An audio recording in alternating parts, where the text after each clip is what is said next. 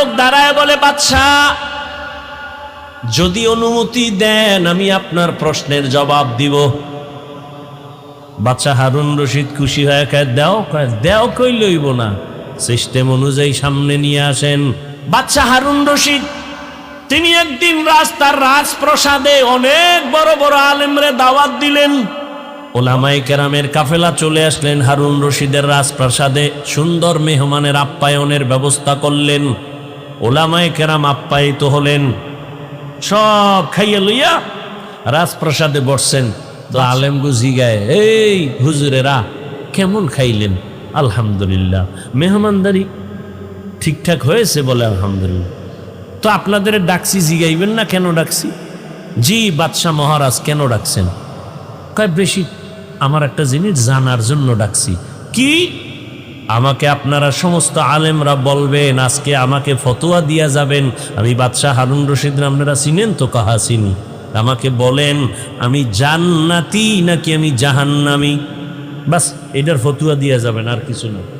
সব উলামায়ে কেরামে এক আওয়াজ দিলেন, কে জান্নাতি কে জাহান্নামী দুনিয়ার কোন আলেমের বলার ক্ষমতা নাই। হ্যাঁ এতটুকু বলা যাবে, আপনি ভালো কাজ করেন তো জান্নাতের পথে আছেন, জান্নাতি বলা যাবে না। আপনি অন্যায় করেন বলা যাবে জাহান্নামের পথে আছেন, কিন্তু জাহান্নামী বলা যাবে না। বাদশাহ হারুন রশিদ মজাক করে, কথা আপনাকে খাওয়াইয়া হইল কি? যেই পরিমাণ খাওয়াই নাম, একটা লাইন তো কইরে দিবেন। জান্নাতিও বলতে পারবেন না, জাহান্নামীও বলতে পারবেন না, তা আমি আপনাকে খাওয়াইয়া লাভ হইল কি? দুঃখ, সমাধান পেলাম না। বিদায় দিবেন ভাব। ঠিক এমন সময় উলামায়ে কেরামের মজলিসে একেবারে পেছন থেকে 9 বছরের একটা বালক দাঁড়ায় গেল। বালক দাঁড়ায় বলে, বাদশাহ বেয়াদবি যদি ক্ষমা করে দেন আপনার প্রশ্নের জবাবটা আমি দিব। 9 বছরের বালক দাঁড়ায় বলে, বাদশাহ যদি অনুমতি দেন আমি আপনার প্রশ্নের জবাব দিব। বাদশাহ হারুন রশিদ খুশি হয়ে দেও কই লইব না, সিস্টেম অনুযায়ী সামনে নিয়ে আসেন। উজিরে আজম তাড়াতাড়ি বাচ্চাটাকে সামনে আনো। 9 বছরের বালক দাঁড়ায় কয়, বাদশাহ প্রশ্নটা আবার করেন। প্রশ্ন হলো আমি হারুন রশিদ জান্নাতি না জাহান্নামী? বাচ্চা 9 বছরের বালক কয়, জবাব দেওয়ার আগে আমার কথা আছে। বলো কি? কয় যে প্রশ্ন করে সে বড় না যে জবাব দেয় সে বড়? বাদশাহ হারুন রশিদ কয়, জবাব দেনেওয়ালা তো খানিকটা বড়। কয় বেয়াদবি মাফ কইরা আমারে সিংহাসনে বসায় আপনি নিচে আসেন। বাদশাহ হারুন রশিদ তো বেয়াদব না, দুনিয়াদার সম্রাট না, সে তো আখেরাত মুখী একজন বাদশাহ। যখনই বলছে ওজিরে আজম রে কয়, তাড়াতাড়ি বাচ্চাটাকে সিংহাসনে আনো, নিচে বিছানা দাও, আমি নিচে বসবো। 9 বছরের বালকের সিংহাসনে বসাইয়া বাদশাহ হারুন রশিদ নিচে গিয়া বসলেন।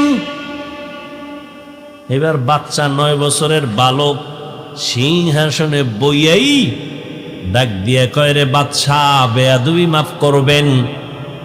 প্রথম আমি আপনাকে বলবো, কোরআনের এলেম থাকলে তো সম্মান এমনই হয়। বুঝেননি কিছু? 9 বছরের বালক প্রথম ইনজেকশন দিয়ে দিল। কোরআনের এলেম থাকলে তো সম্মান এমনই হয়। এত বড় নামি দামি বাদশাহ নিচে বসিয়া 9 বছরের বালকের সিংহাসনে বসাইছে। চেহারায় বসে নাই, আল্লাহর দেওয়া এলেমের বরকতে এখানে বসা হয়েছে। এলমেরা এজাজু করদান বেহিসাব, খলকেরা দাদান জওয়াবে বাসওয়াব, হক না দারত দোস্তে খলকা জারেনা, নিস্তে ই খসলত একে দিনদারেরা। সম্মান কে দেয়? আল্লাহর দেওয়া সম্মান কত দামি জানো? চেয়ারম্যানের চেয়ারের মেয়াদ শেষ, এমপির মেয়াদ শেষ, মন্ত্রীর মেয়াদ শেষ, কিন্তু কোরআনওয়ালাদের চেয়ারের কোনো মেয়াদই নাই। আমাকে মেয়াদ কত? 5 বছর, 20 বছর, মেয়াদই নেই। আর শেষ কিসের? টাকা দিয়া সম্মান যদি কিনো, প্রথমে ফুলের মালা, ফাইনালে জুতার মালা। আর আমার আল্লাহ যদি সম্মান দেয়, দুনিয়ায় বাদশাহ, পরকালেও বাদশাহ। ইহা হাম সব মুসাফির দিল না